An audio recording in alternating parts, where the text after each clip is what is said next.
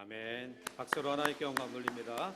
우리 권사의 루디아 찬양대 찬양 감사합니다. 폭염이 계속되어지는 날씨 가운데 많이 지치지만 또 오후에 말씀 속에 또 은혜의 시간이 되기를 주님 이름으로 축복합니다.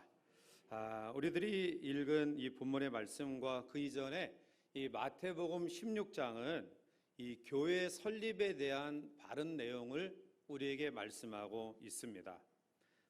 우리가 읽진 않았지만 이전에 베드로가 신앙 고백합니다. 주는 그리스도시요 살아계신 하나님의 아들이십니다 라는 고백을 들으시고, 예수님이 내가 그 위에 신앙의 고백 위에 내 교회를 세우시고 그 교회에 천국 열쇠를 맡기시며, 그리고 그 교회는 음부의 권세가 결코 이기지 못하리라 이렇게 말씀하고 있습니다. 즉 교회는 예수 그리스도의 신앙 고백 위에 세워질 때 바른 교회가 될 수 있고요, 바른 교회는 반드시 승리함을 우리에게 말씀하고 있습니다. 자, 사도행전 7장에 보면 스데반도 이 교회에 대해서 누가 지으셨는가를 이야기하고 있는데요, 사도행전 7장 48절부터 50절까지 말씀을 우리 같이 한번 읽어보시겠습니다.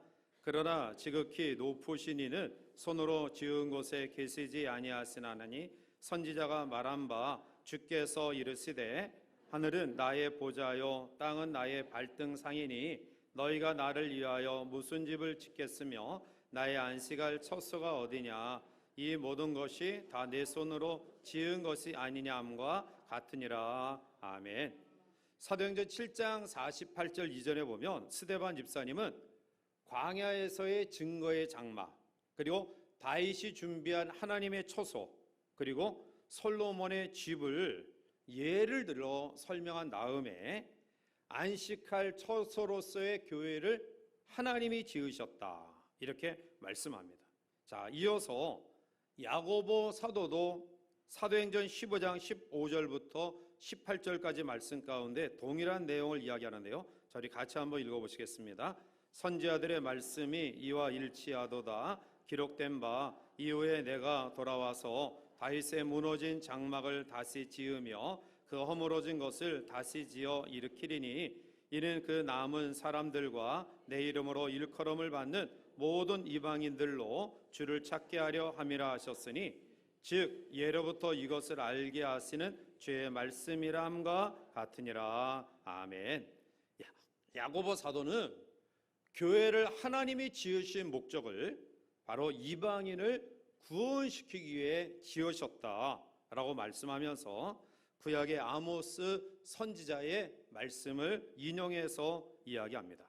자, 이와 같이 교회는 하나님이 세우신 공동체다. 그리고 그 교회를 세우신 목적은 바로 구원의 역사를 이루시기 위함이다.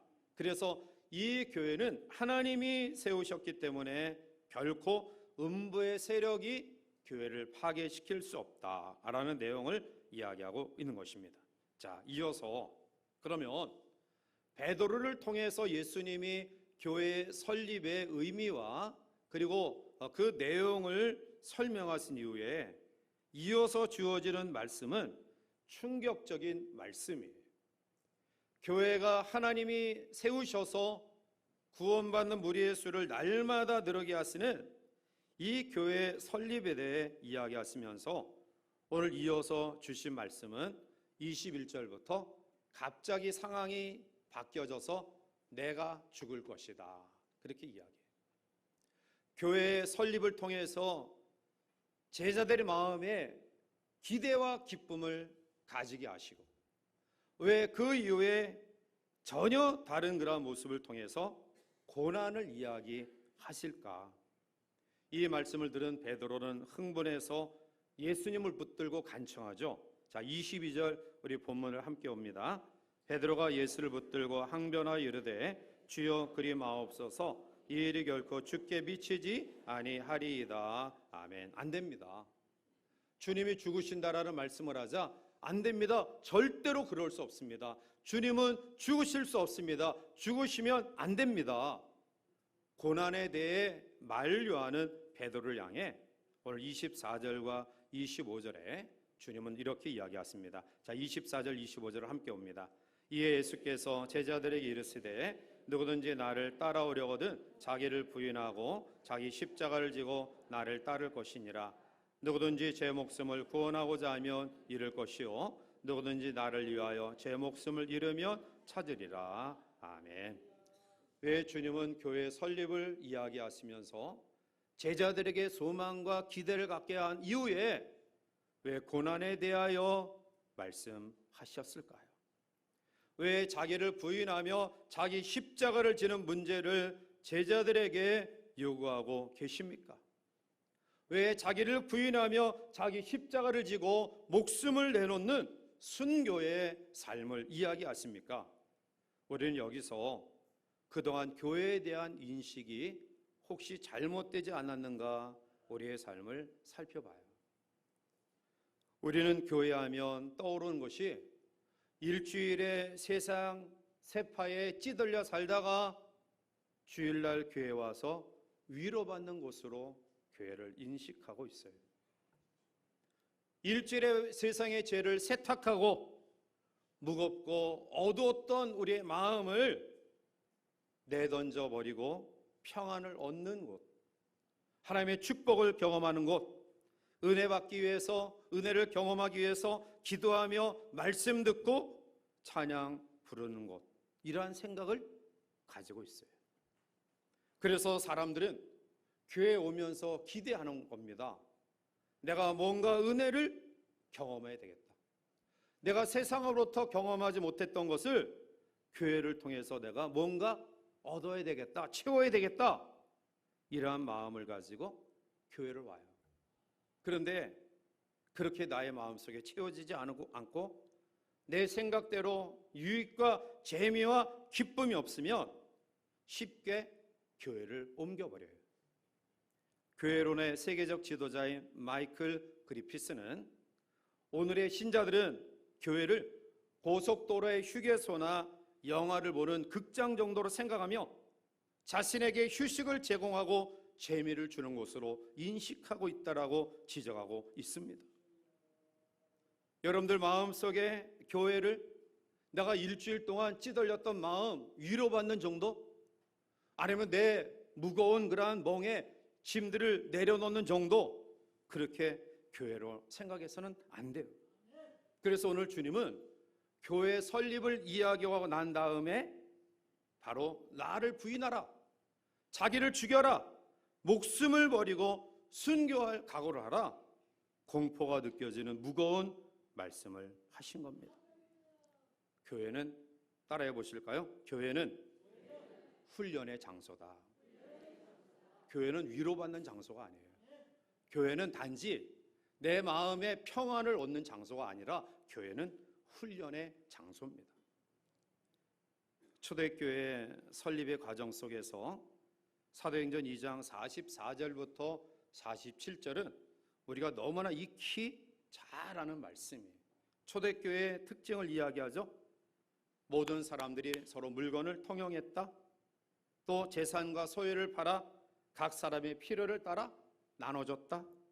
날마다 마음을 같이하여 성전에서 모이기를 힘쓰며 집에서 떡을 떼며 기쁨과 순전한 마음으로 음식을 먹었다. 하나님을 찬미하며 온 백성에게 칭송을 받으니 주께서 구원받는 사람을 날마다 더하게 하셨다. 우리는 초대교회를 이야기할 때마다 서로 통용했다, 함께 모이기를 힘썼다, 마음을 같이 했다, 자신의 제자를 팔아 필요한 사람들을 나눠줬다, 기쁨과 순전함이 있었다, 그렇게 성경은 이야기하고 있어요. 자, 그러면 이렇게 말씀하는 이유가 뭘까요? 이것이 바로 교회의 사명이라는 겁니다. 이것이 교회의 책임이라는 것입니다. 여러분, 마음을 같이 하는 것은 나를 죽이지 않으면 실천하기 어려운 덕목이에요.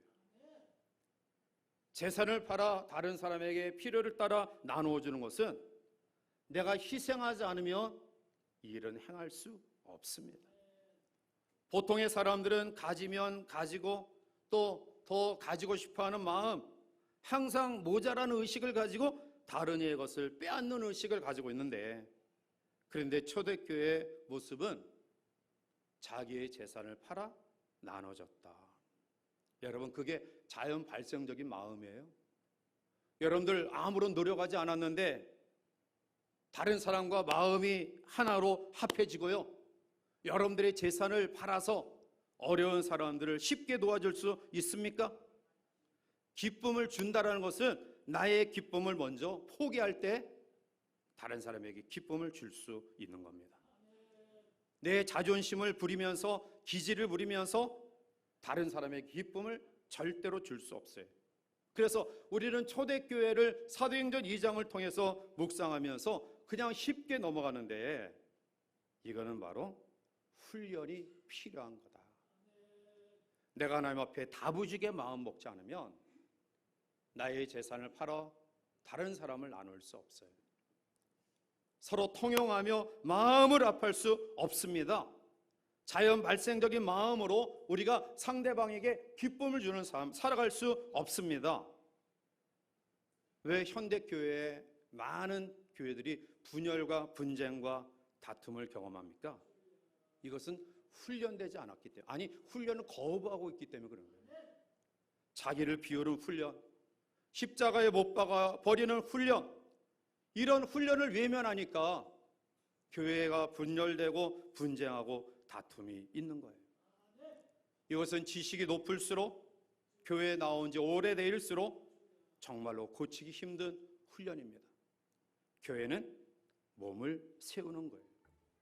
교회는 성경 공부하기 위해 모인 곳이 아닙니다. 교회는 훈련하는 곳입니다. 교회는 훈련해서 사람이 변화되어지는 장소예요. 많이 아는 사람이 되도록 공부시키는 곳에서 한 가지라도 바르게 실천할 수 있는 사람으로 변화시키는 것이 바로 교회인 줄 믿습니다. 그래서 주님은 교회를 신앙 고백 위에 세운다라고 말씀하면서 이어서 자기 부인해라, 자기 죽여라, 십자가를 져라, 목숨을 버리라, 이렇게 요구하는 거예요. 왜 이 덕목이 우리에게 중요한가요? 여러분, 교회에 온다고 해서 마음에 드는 일, 전부 마음에 드는 일 있는 거 아니죠? 교회에 온다고 해서 시원합니까? 네, 오늘 오후에는 제가 에어컨을 설교 시간에서 틀으라고 했어요. 네, 좀 시원하시죠? 네, 그러니까 이 시원함이 아니라 사실 시원한 것을 우리가 누리려면 해운대 가는 게 더 낫죠. 강릉 경포대 가가지고 거기서 물속에 점프해서 물속에 있는 것이 시원하지, 뭐 교회에 오는 게 그게 시원해요. 여러분, 스트레스 풀려면 에버랜드에 가서 청룡열차 타는 것이, 그게 더 스트레스 해소돼요. 산에 가서 와 소리 지르는 게 스트레스 해소되죠. 교회에 온다고 스트레스 더 받아요, 교회 와가지고. 그렇다고 해서 교회에 꼭 마음 드는 사람 있습니까? 여러분 주변 보세요. 주변 한번 보세요. 좌우로 보세요. 좌우로. 마음에 드십니까? 교회 와가지고 전부 마음에 드는 사람만 있습니까? 아니죠. 마음에 들지 않은 사람도 있어요. 우리 루디아는 아닌 것 같고요. 루디아는 다 마음에 드는 것 같아요. 우리가 하나님의 말씀을 통해서 은혜를 경험한다고 하지만, 여러분 매 시간마다 은혜 받습니까? 아멘 좀 하세요. 그래야지 제가 다음에 부드럽게 이야기하지. 아멘, 은혜 한 번도 경험하지 못해? 매 시간마다 은혜를 경험할 수 없어요. 어떤 때는 내가 말씀의 은혜를 경험하기도 하지만, 때로는 내가 무슨 말씀을 들었는지, 오늘 예배를 드렸는지 참 아무런 생각도 없이 돌아갈 때가 있다라는 거예요. 오히려 세상이 우리에게 더 기쁨을 줄 수도 있고요, 세상이 우리에게 더 위로를 줄 수도 있어요. 교회는 모순 덩어리 사람들이, 잿덩어리 사람들이 모여서 무리를 이루고 있는 곳이에요. 그래서 사실은 아픔도 있고요, 힘듦도 있어요. 그런데 왜 우리를 이곳으로 불러주시느냐? 왜 불완전한 사람들이 모여있는 이곳에 우리를 불러주시느냐? 하나, 대답은 하나예요. 우리를 훈련시켜서 하나님의 사람으로 만들기 위해서임을 믿으시기 바랍니다. 하나님의 사람으로 우리를 다듬어 주시기 위해서. 교회에 오기 전에는 여러분 나름대로 사회에 높은 직급을 가지고 부리면서 살았잖아요. 또 다른 사람에게 뭔가 나을 만한 학문이나 여러 가지 것들을 가지고 우리가 생활했잖아요. 그런데 교회에 와서 보니까 그리스도가 머리며 우리는 지체다. 다 머리 역할을 했는데, 다 부리면서 살았는데 교회에 와서 보니까 지체라는 거예요. 발가락이라고 하기도 하고 손가락이라고 하기도 하고. 세상에서는 내가 대접을 받는 것으로 잘 산다라고 생각했는데 교회는 대접받는 것보다 대접하는 것이 잘 사는 것이라고 이야기해요. 오림밤을 때릴 때 나도 같이 더 세게 오림밤을 쳐 올리는 것이 기죽지 않고 사는 것이라고 세상에서는 이야기하는데, 그런데 교회에서는 바보같이 오림밤 때리면 왼뺨을 돌려대라고 이야기해요. 도저히 우리의 세상적인 그러한 지식과 이성으로는 이해되어지지 아니하는 부분들을 이야기해요. 그런데 이 훈련 때문에 온갖 문제가 있어 보이는 교회로, 사람들이 있는 이 교회로 우리를 부르신 거예요. 여러분, 섬김이라는 것 하나만 한번 생각해 보세요. 자, 마태복음 23장 11절과 12절에 보면 우리 같이 한번 읽어보실까요? 너희 중에 큰 자는 너희를 섬기는 자가 되어야 하리라. 누구든지 자기를 낮추는 자는 높아지리라. 아멘. 여러분, 교회 생활 가운데서 가장 어려운 것이 뭐냐? 그것은 섬기는 거예요. 다른 사람을 섬기는 것처럼 어려운 일 없습니다. 다른 사람의 짐을 지는 것처럼 어려운 일 없습니다. 때로는 자존심 상하고요, 기분 나쁘고요, 때로는 내가 못나서 섬기는 것처럼 생각 들 때도 있습니다. 우리에게 전도하라. 그러면 그냥 혼자 나가서 열심히 펄펄 뛰는 전도는 할 수 있는데, 근데 기관에서 계속 죽어라, 너 자신이 낮아져라, 다른 사람을 더 낮게 여겨라, 이 말씀을 우리가 정말 온전한 결심과 각오가 있지 않으면 이것을 행할 수 없는 거예요. 그래서 주님은 우리에게 24절에 자기를 부인하고 자기 십자가를 지고 나를 따르라. 교회의 본질적인 사명은 훈련에 있어요. 모난 나의 부분들을 자르고 거세하고 다듬어서 하나님의 사람으로 세워지는 훈련이 있음을 기억하시기 바라요. 자, 그러면 왜 하나님이 우리를 훈련시킵니까? 왜 하나님이 우리를 훈련시키십니까? 교회에서 훈련의 궁극적인 목표는 우리 따라해 보실까요? 하나님의 나라를 세우기 위해서다. 왜 하나님 우리를 훈련시키느냐? 하나님의 나라를 세우기 위해서요. 즉 하나님의 나라를 세운다라는 것은 하나님의 통치를 받는다라는 것. 다시 한번 말씀드려요. 교회에 세운 목적은 훈련이에요. 자기를 부인하고 자기 십자가를 지고 철저하게 섬기며 주님의 순교의 각오를 하는 것이 교회고요. 왜 이러한 훈련을 하느냐? 이러한 훈련을 하는 이유는 하나님의 나라를 세우기 위해서다. 즉 하나님의 통치를 받는 삶을 살기 위해 훈련을 받게 하는 겁니다.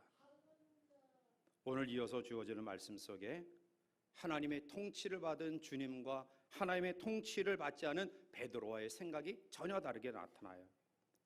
베드로가 주님이 죽어야 된다는 말씀을 하자 안 됩니다, 죽으시면 안 됩니다.